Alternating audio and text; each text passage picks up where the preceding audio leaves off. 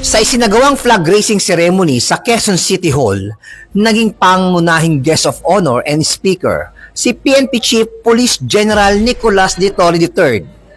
Personal na sinalubong ito ni Mayor Joy Belmonte at iba pang personnel ng Quezon City Hall. Dumalo din si Napolcom Vice Chairperson and Executive Officer Rafael Vicente Calinisan, Senator Bam Aquino, mga opisyalis ng PNP at iba pang personalidad.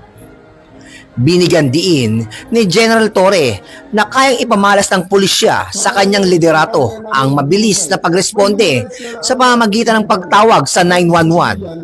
Dahil 911, darating kami sa loob ng 5 minuto.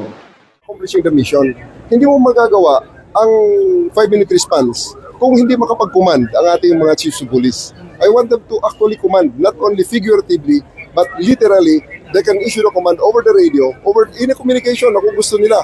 Kung kaya ba naman nila ang cellphone na gamitin sa 5-minute response, okay lang. But I will assure you, if they use the cellphone, it won't work. Inspirado din ito sa kanyang mensahe na halos ang buhay ng kanyang pagiging pulis at pagiging matatag ay mula sa Quezon City.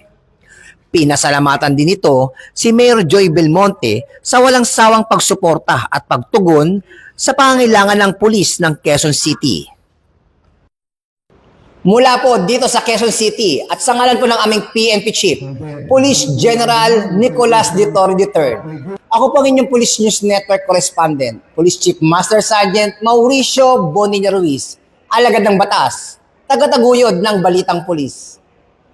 Police News Network, alagad ng batas, tagapagtaguyod ng Balitang Pulis, sandigan ng mamamayan, patnubay ng katotohanan.